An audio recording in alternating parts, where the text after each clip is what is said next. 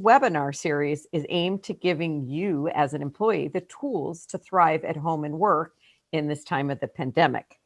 So, let me go and go next. Hold on. Oh, here. Okay. I missed that one.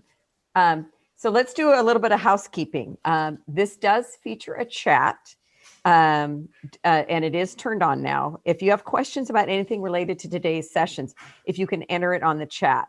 And there'll be a question and answer at the end of the session, and we will dedicate that time to at the end of the session to answer your questions. And so you heard the session is being recorded and will be made available within 24 hours from today. And lastly, I want to make sure you set aside for the next webinar, which will be Thursday, June 25th at 11 a.m. And the topic there is going to be chaos to crisis. And you can register for all of this on the Cornerstone. So I want to give you a little brief information about today's speaker. It's Laura Meyer, who's an attorney that specializes in California family, trash, special needs, and elder law. She's the author of a #1 best-selling book, Good Parents Worry, Great Parents Plan. And she's a co-host of a podcast, If Life Were Perfect. Laura has been a speaker for sessions hosted by the foundation, and that's how we found her and understand her expertise. And then I just want to make sure you're at the right session. You're at Getting Your Legal Ducks in a Row webinar. And I want to welcome our presenter, Laura. And you'll read more about the presenter on their website, which is listed at the end.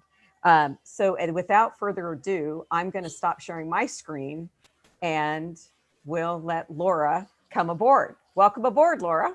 Thanks for having me. Okay, so let me get my screen up for everybody with the presentation. Okay, everything look good on your end? Hopefully now you're not looking at my desktop, but actually a presentation. So are we good, Liz? You could see it? You're good. Yep. Okay. Well, thanks for having me. It's fun to be with everybody. I always like being with people in person, but this is the next best thing. I kind of feel like we're all having coffee around my kitchen table. So hopefully everybody is safe and well. And during our time together today, what I really want to do is just help you understand what you need to do to be prepared.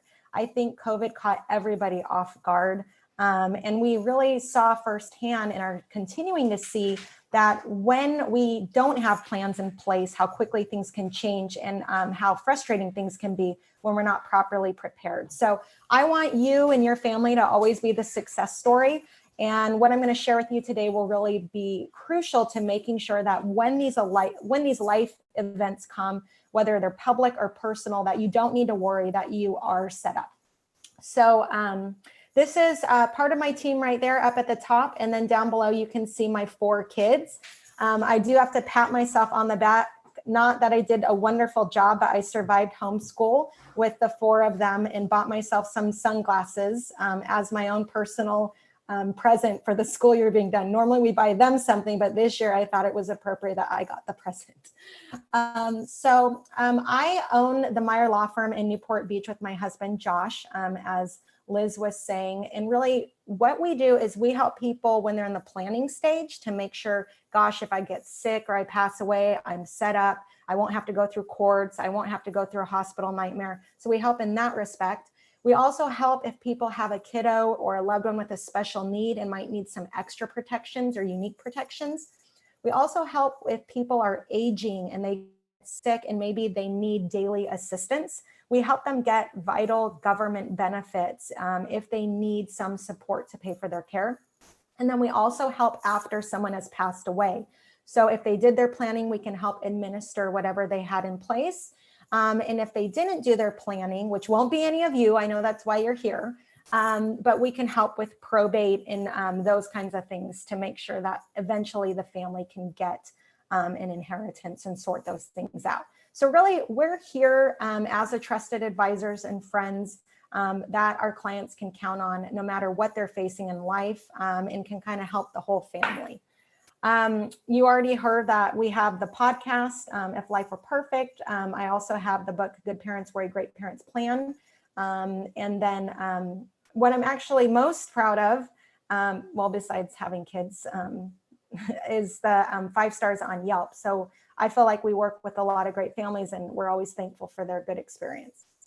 All right, so if you have questions, by the way, as Liz mentioned, just put it in the chat screen. I'll answer them as we go along. I'm happy to help with that. And I can't see the chat box, but you can, right? Yeah. Okay. So if you've already come in, but they're a little early. Yeah. So Josh is with me. That's the benefit of being married to your business partner during COVID. So he's going to let me know in the chats, in the chat box when your questions come in, and I will be answering them. So I always like to start with a question. And it's, what percentage of Californians do you think have an estate plan? And if I could hear all of you shout it out, normally what people will say is like 10%, 25%. Someone's always like 2%, no faith in our fellow Californians. But it's actually kind of a trick question, because the answer is 100%. So 100% of us, meaning all of us, have an estate plan. And so you might be confused if you haven't set one up yourself, or yours is extremely outdated. All of us have an estate plan. And that is because if you haven't set up your own planning yourself, which we will talk about how to do, but if you haven't done that yet, California has a plan for you. And kind of a spoiler alert, you're not going to like it. So I'm going to show you what that plan looks like for your family. And then I'm going to show you some things you might want to do to make sure that you're not locked into California's plan, and you can kind of opt out and do things on your own and take charge. So this is the default plan. These are really the areas I'm going to focus on during our time together. If you have minor kids, or maybe you have grandkids, or nieces and nephews, we're going to talk about what happens to minor children if their parent gets, hurt or passes away. So we'll talk about guardianship. Then we're going to talk about probate court, which will apply to almost all of us who don't have planning. And then we'll talk about no control, California's plan with no control over the distribution of your wealth, estate taxes, a medical nightmare, and a lost legacy. So that's what we're going to focus on today with California's plan, and then again, kind of what you can do. All right, so I always like to start with the kids because if you are a parent, I know that's what's first and foremost on your mind.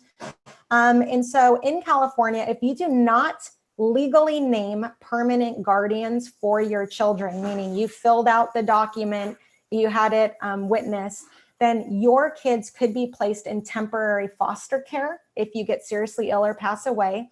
And then ultimately, a judge who does not even know your family will have to decide what happens to your children and who will raise them. And that is a very long, painful court process for the whole family. So there's actually a family a couple years ago in San Diego where this happened. The husband and wife, unfortunately and sadly, were killed in a car wreck, and they left behind 3 little boys. Those 3 little boys, instead of being immediately placed with family, because the parents didn't have anything in place or any emergency planning, they were placed in the care of strangers.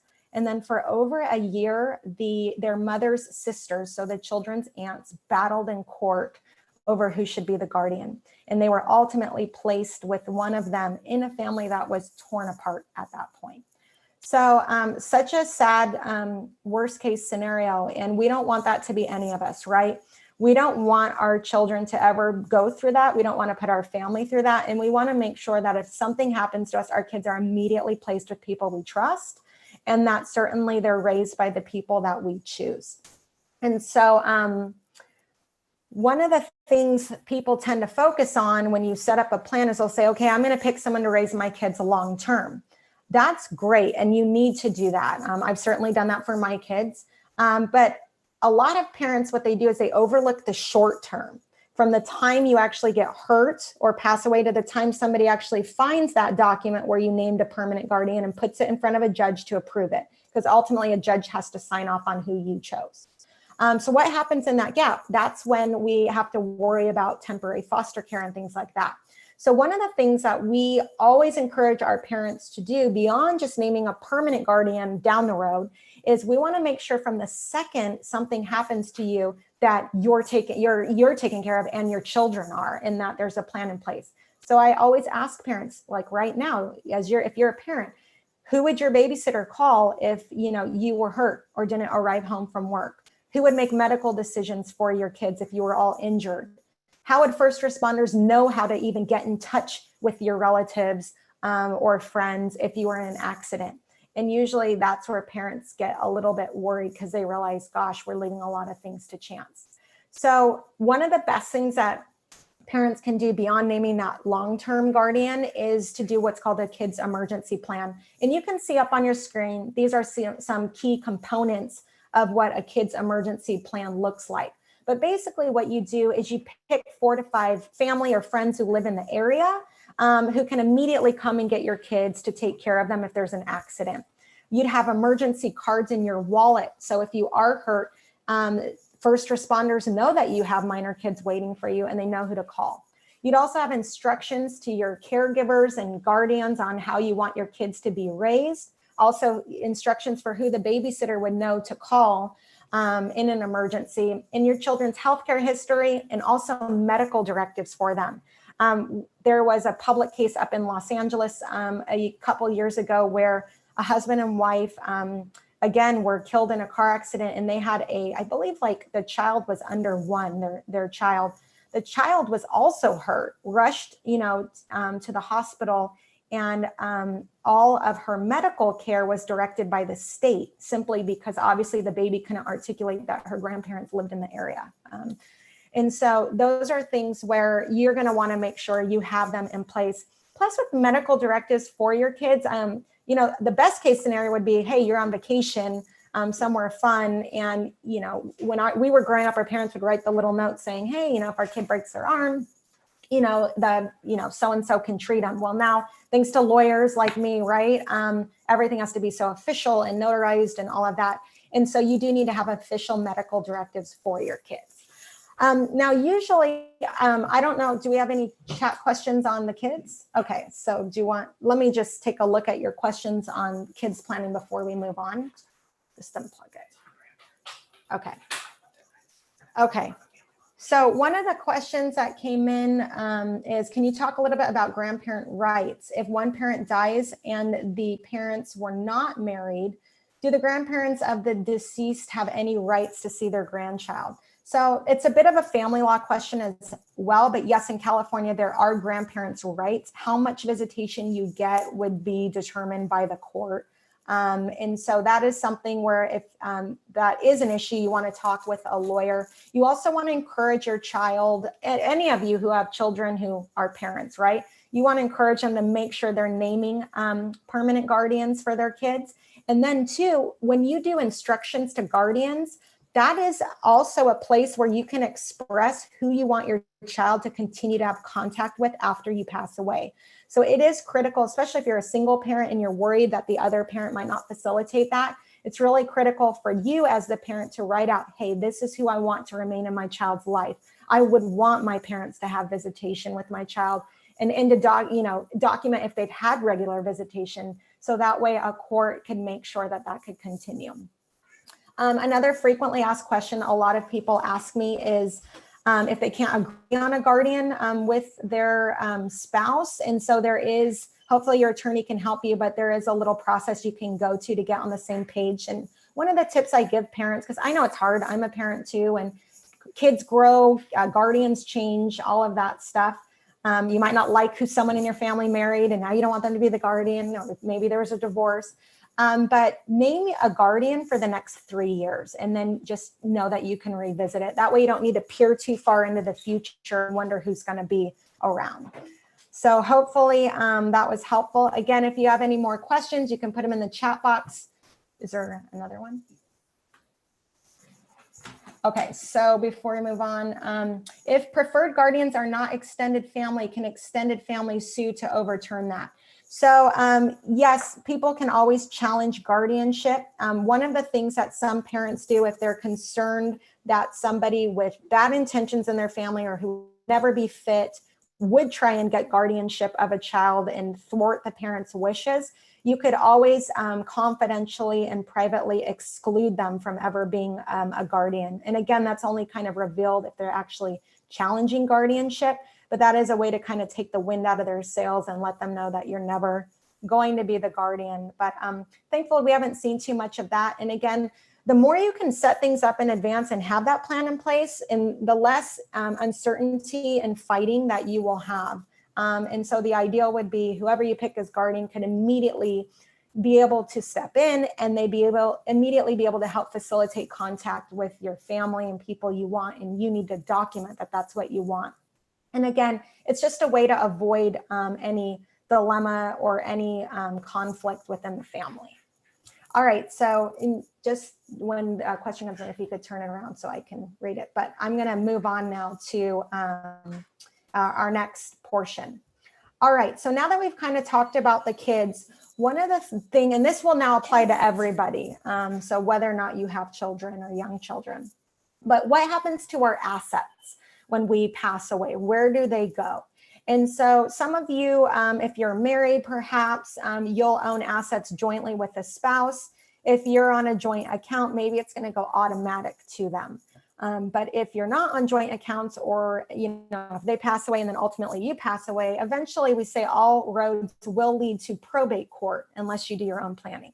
So what probate court is a government process, a court process that your assets need to go through in order to get to somebody else. And it's really, if you haven't done planning, it's whoever your heirs at law are as determined by the court. So even if you have a longtime partner, you're in a relationship, if you didn't own the assets together and you pass away, it's not going to them. It's just going to go to whoever your next of kin is as determined by a family chart. So that's something where everyone needs to make sure that they're addressing where they want their assets to go, and making sure they're not getting locked in a court process. So let me give you some key characteristics of probate, a little glimpse. If you've been to traffic court, imagine it 100 times worse, with a lot of tears. Probate court is a court process. It's 18 to 24 months long at a minimum in California. And that's if there's not a fight and it's not contested. It is open and public, so anybody can see what you have. That's why when a celebrity dies without estate planning, why we all know what they have, because it's open and public. I think of Prince when he passed away, we could see everything about it because it wasn't private. There's no control over, again, who your assets go to. It's just the defaults. The money will eventually, when probate is closed, go outright to your next of kin. So let's say you have, like, your children were your next beneficiaries. Because they're children, your probate nightmare doesn't quite end, because that money has to get put into blocked accounts.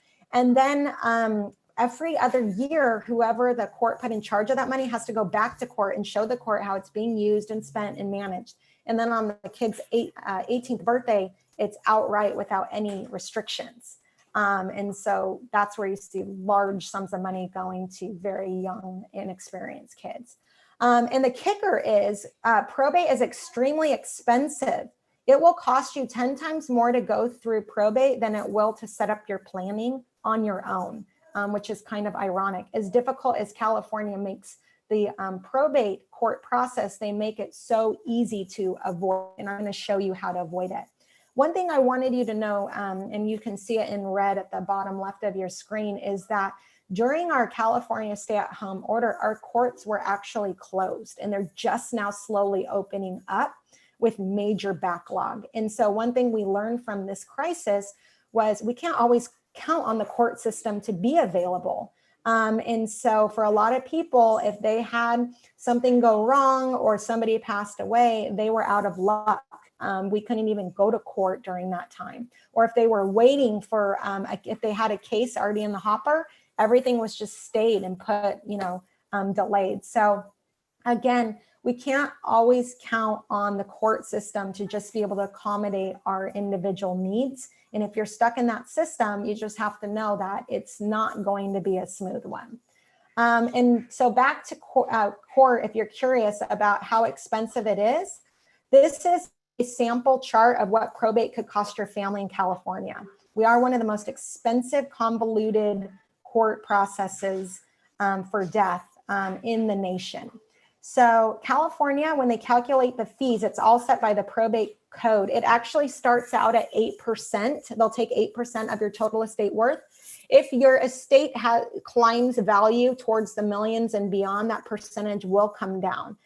So when I speak, I like to give about a 5% estimate of what probate could cost a regular family. So they go off the fair market value, meaning even if you have debt, you have a loan on your home, anything like that, they're calculating their fees based on what the asset is worth, not what the equity necessarily was.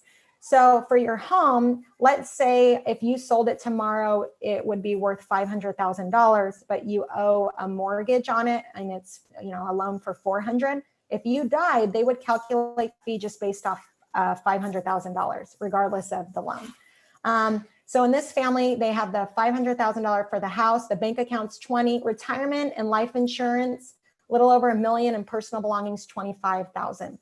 So their estate is 1.645. And their cost of probate here is $82,000. And I know it's shocking how much people pay for probate. Now I put an asterisk by the retirement and life insurance because normally those are accounts where you can just name a beneficiary and it'll avoid probate because it'll go directly to that person. The challenge is if you name a minor child on there, that's how it gets brought into probate because, you know, MetLife can't just cut a check for $1 million to your child.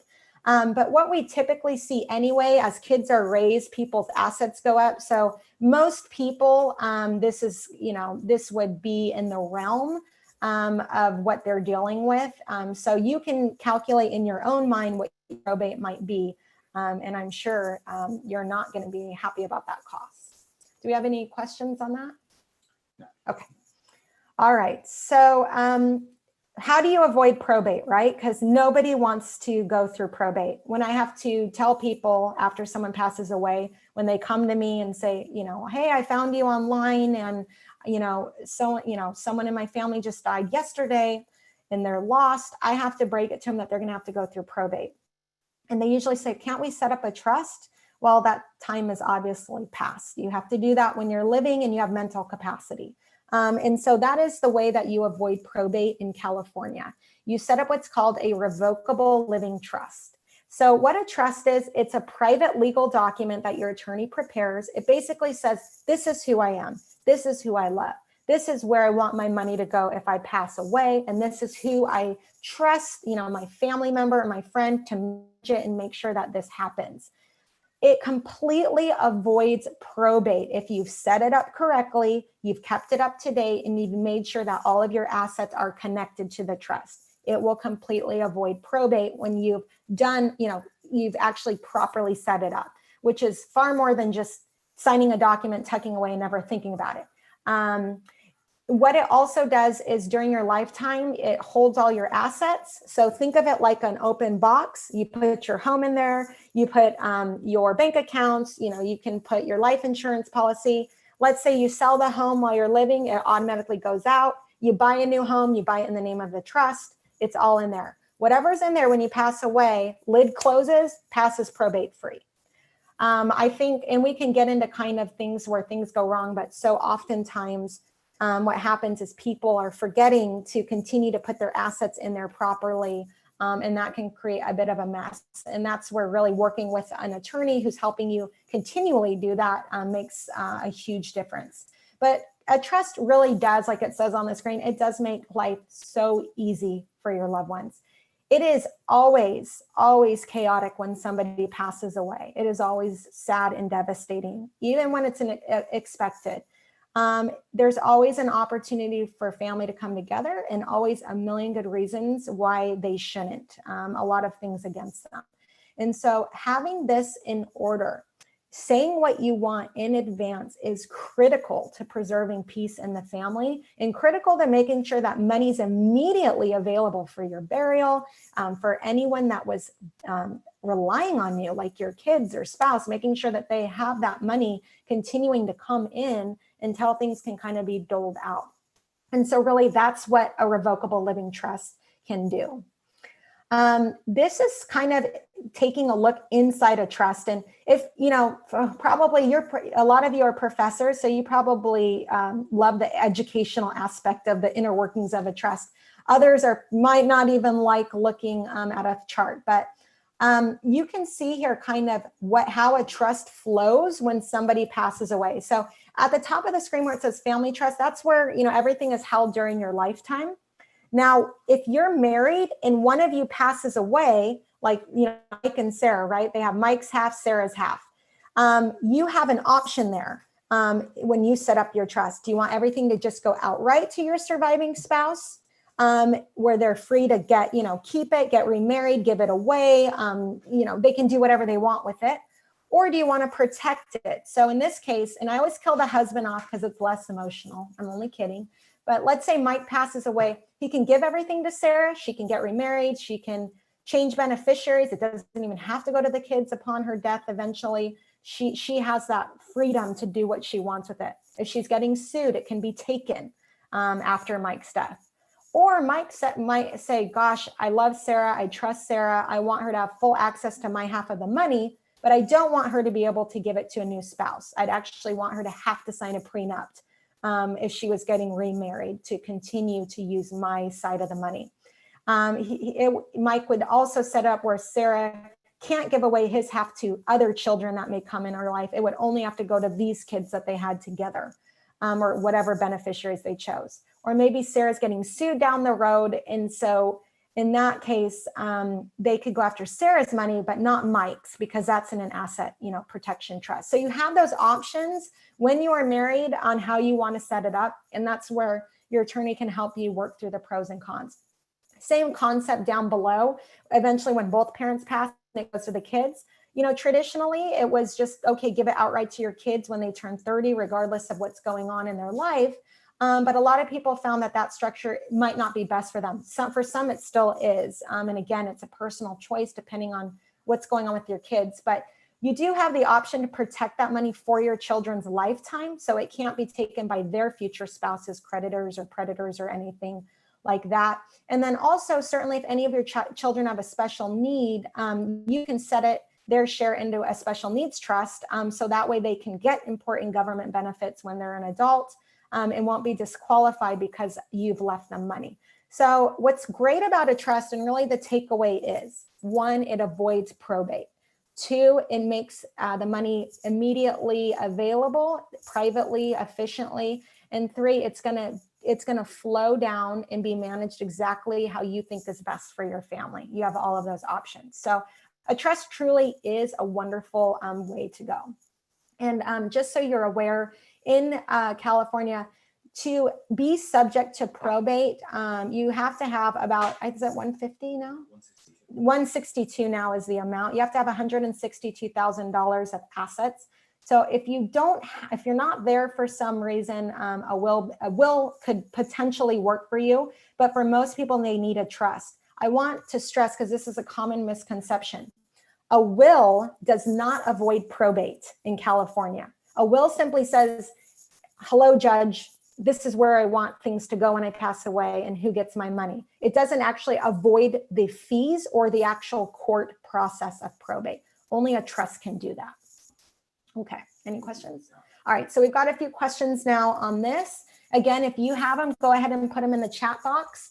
Why would someone go through the probate process to be a guardian of a child if the parent is still living? Why not family law? I'm sorry, 1 second, what's that? Yeah, okay, why would someone go through yeah, that is a family law. So you would only go through the probate process if there was like an estate, if a parent had passed away. That's the arena you would go to for guardianship. If you're going to obtain guardianship and everyone's alive, that would be family law. So just different circumstances. Should life insurance be included in a trust? Have heard yes and no. I have a joint account with my daughter. Will there be a problem if it's not in a trust? And again, the disclaimer is I'm not giving anyone individual legal advice, but life insurance can be in your trust. And a lot of it depends on if you're doing asset protection within your trust, where you're doing those restrictions. Like we talked through Mike and Sarah, where he didn't want Sarah to just get remarried or give it away. If you want rules on that money, the rules of your trust to apply, you're not going to just give that life insurance policy straight out as a, transfer on death beneficiary. You're going to want it to go through the trust because that way those rules are going to apply. And then, but just so you're aware, the ownership of that policy remains in your name. So we're just talking about upon a death. And then in terms of owning a joint account with the daughter, here's why I highly recommend you do not do that. When you own anything joint, it means that if you pass away, what's nice is it automatically goes to that person. But during your lifetime, if either one of you has a creditor, a predator, a divorce, a problem, they can go after that money. And so one of the problems we see people do is they make things joint and not realizing then it's subject to that other joint account holders, creditors and predators and all of that. So there's definitely better ways to do that. And your estate planning attorney can actually help you figure out, okay, why do you want that account together? And then what's the better option? Okay. And I see that there's some more chats in here. So let me read them as they're coming in. Any changes, recommendation when kids turn 18, documents needed? Yeah, that is a great question. Once you have children, that turn 18, at that point, they're considered legal adults under the law. So they need to set up their own planning. And usually what they start with when they're 18 is their medical directives, which we'll talk about, where they're saying, yes, my parents can continue to make medical decisions for me, even though I'm an adult now. And then also they can do a power of attorney. So you could potentially help them manage their money. And so that can be done when they're 18. I actually did a podcast episode and I was on the news recently talking about the college must list. So that would be great for any of your students to see at OCC, talking about what documents they should have in place. And so I can put the link to that. I'll put it in the chat box. I'll find it. And we'll be able to send that to you in case you want to check it out. If you're, okay, so okay. Or just a quick, I just put it in the chat. If anybody has personal situations that have a lot of details, I just remind everyone the chat is public. And at the end of this, I'll be posting all these links of how you can contact Laura and some other information. So yeah, just to remind. Okay, thank you for that reminder. If you have everything in a trust and you were sued, is that trust protected? Some are, but the type of trust that we're talking about today, a revocable living trust, that is not protected from lawsuits during your lifetime. You can set it up though, where after you pass away, money can go into what's called irrevocable trusts, which could be protected. So again, it depends on the trust. I'm going to go ahead and some of this is a little bit private. And so I'll have to get to those. I'll give you a chance to talk with us and Liz will give you guidance on how to do that at the end of it. So some I'm going to skip through for now. Can you update your trust on your own if the lawyer who set it up is no longer practicing, and where does one file the updated forms? So revocable living trusts are private. They're not actually filed anywhere. And I would highly recommend if you have a trust and you can't go back to the lawyer, to establish a relationship with a new attorney to help you amend your trust. It is actually a technical and legal procedure to do that. And so you would definitely need to go through a lawyer to do that. Why have a will if you have a trust? Is a will still needed? Yes, I'm really glad that you asked that, Dan. When you set up a trust, you also set up what's called a pour over will. So it's not a full will, it's just a pour over that says, if I forgot to put anything in my trust, I wanted it in there. So when you pass away, we can open up a more modified probate, tell a judge that's what your intent was, file that pour over will, and then we can bring your assets into your trust. And so that's why you will have both. But again, think of that pour over will like a safety net at the circus when the dancers are doing the tightrope. We don't want them to fall, but we're really glad that net is there. It's messy, it ruined everything, but they're gonna be okay. So that's what that pour over will does. So you would have both. All right, so I love all these questions. I wanna make sure too, we're gonna get through these. So let me get back to the presentation, and then Josh will help me with some of the more that are coming in. So those are kind of, again, these questions you're asking are great, and I'm going to give you a chance to talk with me privately too about your specific situation. And thank you, Liz, for reminding us too that it's public, the chat box. Okay, taxes. Moving on, we talked about guardianship when we had that chart. We talked about guardianship. We talked about probate. We talked about no control over distribution of wealth when you go through probate. And now we're talking about taxes. So will your family owe taxes? And so right now in federally, you can pass as an individual a little over 11.58 million upon your death without any taxes being owed. Estate taxes being owed. And then if you're a married couple, it's 23 million. So if you have an estate tax problem, congratulations. I'm sure OCC would love to accept your charitable donation. But if you have issues with that, there's over 200 techniques we can do to help reduce or eliminate taxes.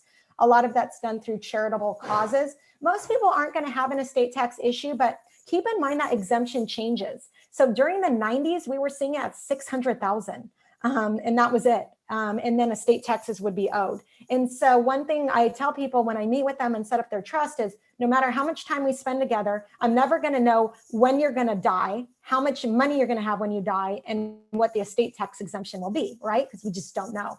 And so you need to make sure that your attorney, when they're drafting your plan, is keeping it flexible. And that also you have that continuing relationship, because if the estate tax exemption changes, you need to make sure that your estate plan is keeping up as well. The more common taxes that we tend to deal with is more along the line of capital gains and people getting a step up in basis is what it's called when somebody passes away and then they want to sell the property. I'm not going to get too much into that, but what I want you to know is the capital gains issue is very real in how it affects people when they pass away. And you really do need to consult with an attorney to make sure things are set up properly, especially let's say you have an elderly parent and they're in that time period where they want to go into a home and then sell the family home, but that will also affect inheritance issues when they pass away and capital gains issues. So there's not a right or wrong or a magic formula, but it's sitting down and getting that individual tax advice to know what's the best way to meet our goals and then how to structure this to achieve them. Now we're going to move on to medical nightmare. And wow, what a medical nightmare it has been during COVID for so many of our families. You know, I obviously have given this presentation a lot live before COVID. I had no idea just what a medical nightmare it would be. So during this time with COVID, as you may have heard or hopefully not experienced personally, but our hospitals were shut down to visitors. We had clients, we had friends who in their words, their loved one died alone. And that is how they felt. We also had friends in the medical community, physicians who assured us that no one dies alone and they are getting a lot of love, but the reality was their family could not be with them. My son actually had to have an emergency procedure during COVID. So I saw firsthand what the inside of the hospital was like. I was only allowed in, just me, not even my husband, only one parent.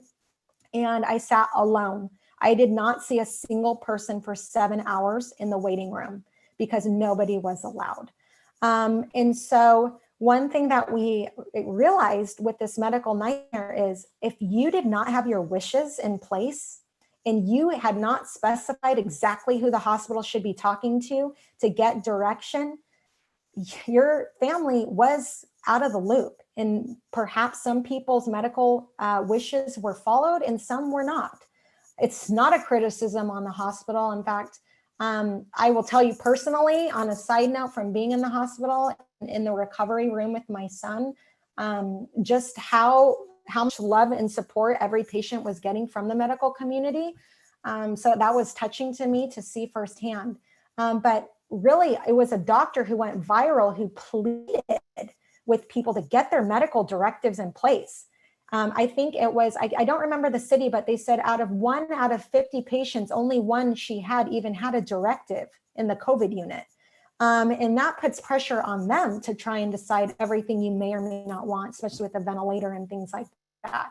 And so one of the things that we recommend is, well, really, I want to plead this on behalf of, your family, the medical community, all of us, your colleagues, get your medical directives in place.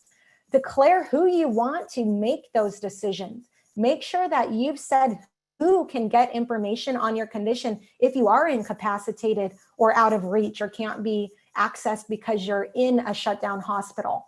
Under our HIPAA laws, your medical information is private. Nobody can get it unless you've expressly authorized through legal documents to share it. So make sure you've done that. Specify your end of life wishes. What do you want if you're on a ventilator and you won't recover? What do you want to see happen? And the other great thing is when you have your directives, your family's not going to be turned to run into court, which again was shut down, to try and get authority to make decisions for you. And so please make sure, one, you have all your medical directives, and two, that they're accessible. It's no good to have medical directives that are locked up in a safety deposit box and you're ending up in the hospital. What you need to do, and especially right now with the way the hospitals are, this is what I'm recommending. One, file your directives with your local hospital and your primary care physician. But two, have a copy in a manila envelope. If you are sick, if you have to go to the hospital for any reason, I want you to physically go in with those documents on you and make sure that whoever you've chosen to be in charge of your medical care or who would be the most likely person to take you to the hospital knows exactly where that is. So, and then your attorney should also have a copy of directives. And that was critical, how many calls we got from clients who had a loved one in the hospital who needed us to help them navigate this ever-changing, unusual situation. And so that's something, and this I'm not legally recommending, but it's just a tip if COVID continues to limit visitors. But it seemed that people who did have people on their directives that had medical clearance and could get into hospitals, it was a little bit easier experience. So to keep that in mind. Okay, so that is my plea for you guys for medical directives. One other thing I want to note about an incapacity, not just medical, but financial as well. If you are incapacitated for any long or short period of time, you want to make sure that your family can continue to be provided for, that bills are paid, that your financial support is continuing. And so having a durable financial power of attorney is critical. It's a legal document that allows someone you trust to act on your behalf financially during an emergency. And it also avoids the need, again, of them having to run into court to get that power. Finally, we've talked obviously about the guardianship. We've talked about probate, no control over distribution of wealth, estate taxes, medical nightmare. Now we're going to talk about the last thing, which is actually the most important thing. Don't forget to preserve the most important asset of all, and that is you. You are the most important asset of all. You and what you mean to your family. I have yet to ever have someone, a client, a friend, when I say, how are you doing after they've lost a loved one? I've yet to have someone say, oh, well, I'm really glad I got that timeshare. No, they're missing the person that they lost, the person that they love. And so one of the things that we recommend that you do for your family is that you take time to do what's called a legacy interview. And what a legacy interview is it's you talking on audio or video to your family, telling them, preserving your special memories, your wishes for them, talking about your values, what's important to you, providing comfort to them, and just saying, I love you. We had a client, he was married, 3 kids. He came into our office to do his planning just to be a good dad. And we found out a couple months later when he did that he was dying of stage 4 brain cancer. Very unusual, but he was dying. And so when I went to click on his legacy interview, I don't listen to them, right? Because it's private. But when I was checking for them at their request to make sure everything was perfect on that, I happened to click on a part where he was talking about each of his 3 very young children in detail. And he was saying what's neat about them, what their strengths are, what he thinks of them in his own voice. And one thing he said, which I thought was interesting, is he said, the one thing I will say about my kids, I know that they are very strong kids, and that no matter what comes against them in life, they will overcome. And I thought, wow, these kids will never know their father. Their mother will tell them about their father, as will the family. But this really was the only chance, this legacy interview, for them to hear their father's voice describing them and expressing his confidence in them, that he saw they were strong and that they would overcome no matter what comes. To me, that was such an incredible gift, a priceless gift for his kids. The family felt the same way. And so he did pass away, and that is something that his children will always have. So take time to do that for your family. Some people say, especially I feel like if people's kids are grown, they're like, oh, they don't want to hear that. Guess what? Maybe they don't, but they want their kids to hear it. They will say, gosh, I wish my son or my daughter could have met my mom or just heard my mom's voice one more time. Take time to capture that. If not for them, for the grandkids, or even if you don't have the direct family line, your siblings, your family, the foundations that you are involved with, telling them you love them. This is a priceless gift that everybody should do for their loved ones. So here is the wrap up. This is your current plan. If you have not done your own planning, the recap is your children could be in foster care and a judge would have to choose guardians. Your family would go through a long and expensive court process known as probate. You have no control of your distribution of wealth. It's just going to go to your next of kin and outright at 18 for any minor kids. Estate taxes, not so worried about, but it could become a problem in the future, and we're certainly concerned about capital gains. A medical nightmare, stressed, and a lost legacy. So how many of you sitting at home right now like your current plan for yourself and your family? Probably nobody. And so the good news is hopefully what you've seen is you do have the power to change everything. You really, we can't control what happens to us. Obviously, we wear our seatbelt. We try and now wear face masks and social distance.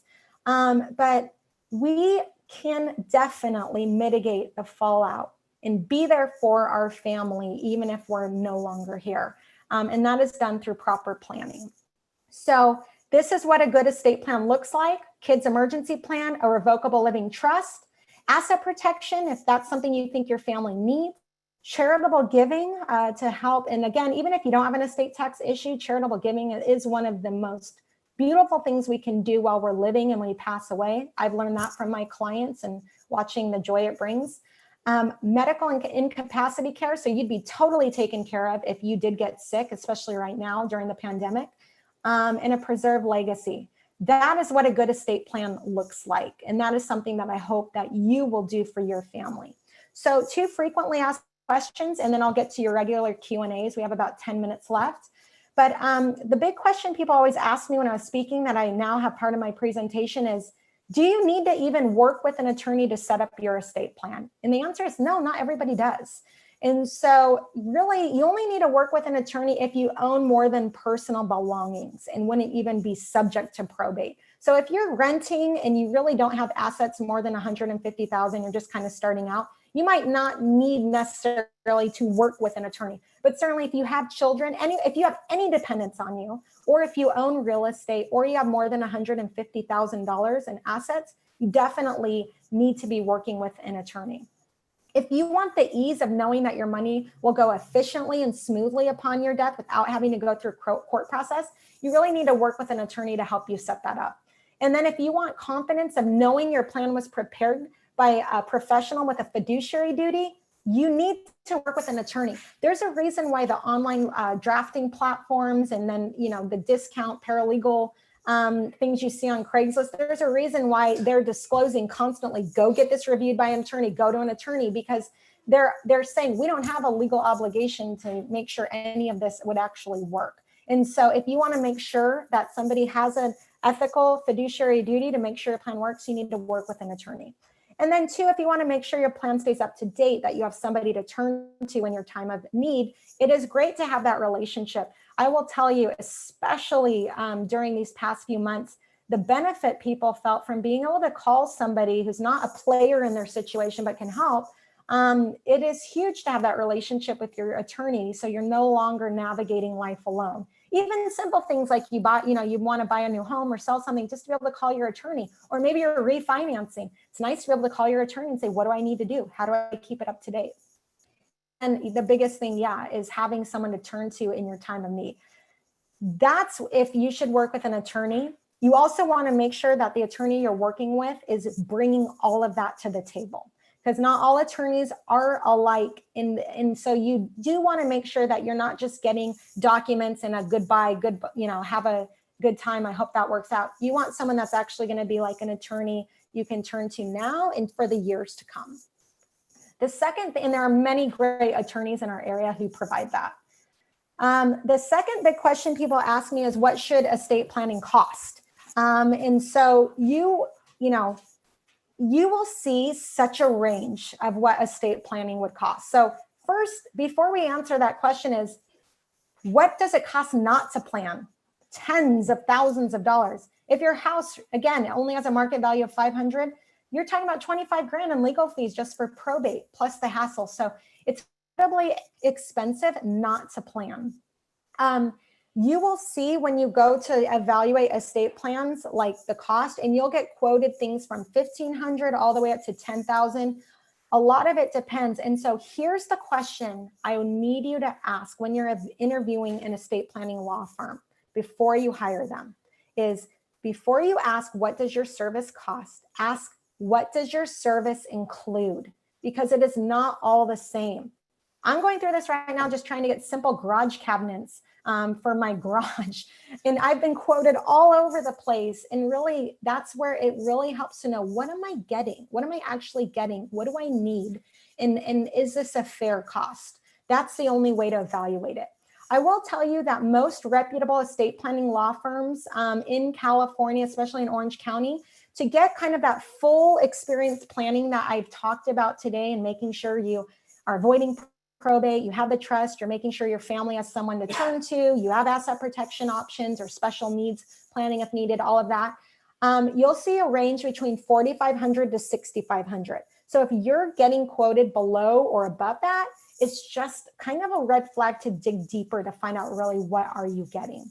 And then the big thing I want you to ask too when you're interviewing law firms is talk to them about their ongoing maintenance costs, because what happens is you might set things up, but again, it needs to keep up with you. And if you do need to make, change a guardian, or you do have a question about buying a home, you need to find out, what does it cost to talk to that attorney to keep things updated? That's where things can really start to add up and people get frustrated. So you don't want just, here's some documents, you pay this premium price and you get sent on your way. It's not going to work for you in the long term. And so that's something you want to ask. Now, my understanding from Rebecca and Liz is that you guys do have, several of you have access to Hyatt Legal Services. And so Hyatt is a program where they will have some attorneys that you can go to set up your planning that will potentially be covered. What we've typically seen though is that it's not going to be at the level of planning that most people are interested in. It tends to be more document based. Again, it depends on the attorney. But one thing that's great about Hyatt is some firms will accept your Hyatt legal program as almost like a copay to help towards their costs. And so even if you're not using a Hyatt attorney, or you need something a little bit better and more sophisticated, you can still ask the law firms if they'll at least you'll be able to get reimbursed through Hyatt for some of their fees. And then really who I recommend Hyatt for is really people who don't necessarily need to work with an attorney. Maybe it's just a will-based, they're just starting out, they don't have kids, they are renting, but they want to make sure they have their medical directors and power of attorneys and a simple will. That could be great to start with the Hyatt program. So if you're not sure, that's something I'm happy to talk with you about to help you understand like what level you might need to be at. But that is an option for you. So that's kind of everything. So now I want to do your Q&As. Right before I get to that though, is if you have a question you want to ask me privately, Or if you want to find out what kind of planning you need, I'm happy to talk with you directly. And so one of the things that we're doing for OCC is we have set aside some free planning sessions with a member of our team. Now, of course, when something's free, there's always a catch. And don't worry, you don't have to take any of my children. But the catch is we really do need you to reserve that planning session within the next 48 hours. The reason being is I have to be able to free those up for the ones that aren't taken to the next group that I speak with.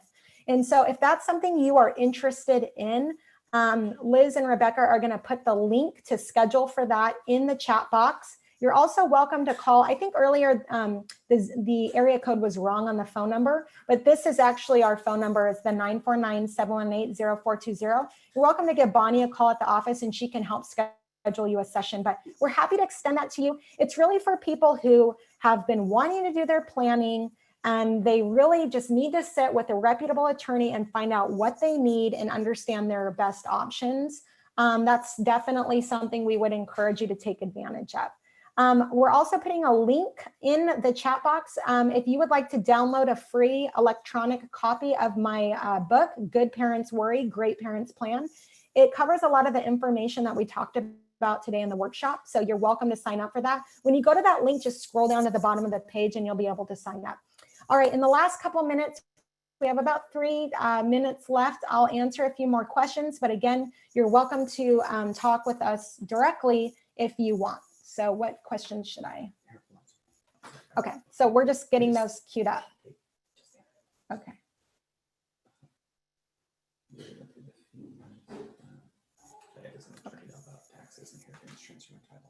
Does an estate planning attorney know about taxes, inheritance, transferring title of the house, etc.?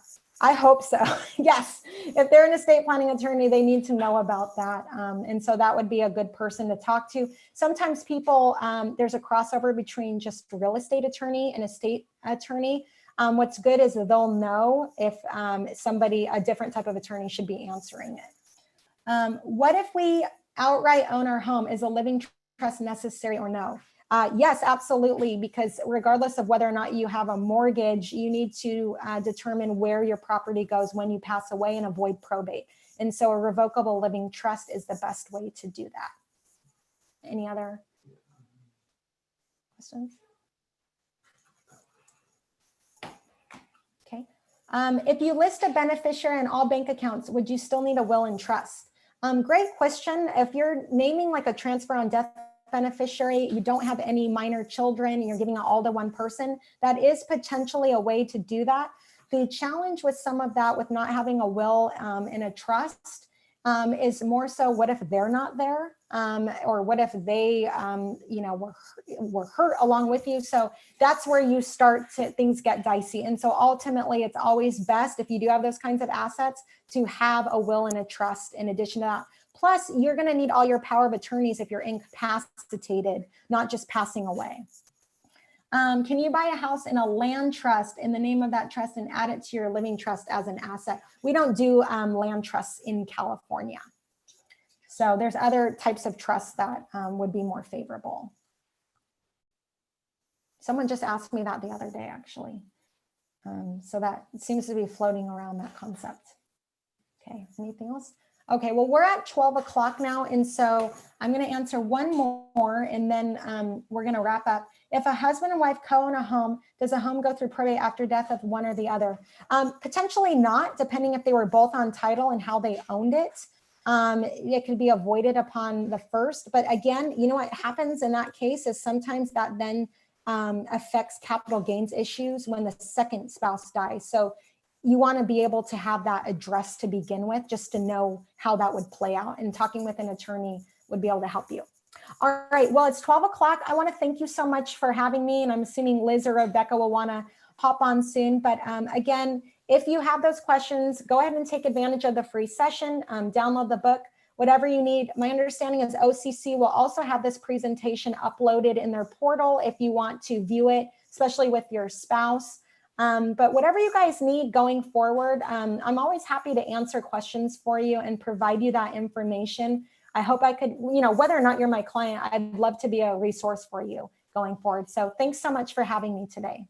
Thanks, Laura. And so I see from Rebecca will send everybody an email with all the links. So your email will have all the links that you need. And I just want to thank you, Laura, and actually, and your lovely able assistant husband for making the time to help with this conversation. Again, these series are brought to our employees as a way to support all of us as we navigate through this pandemic and figure out what is exactly we're real concerned about. And I'm thank you also personally for bringing up about the pandemic and the healthcare issues that are unique.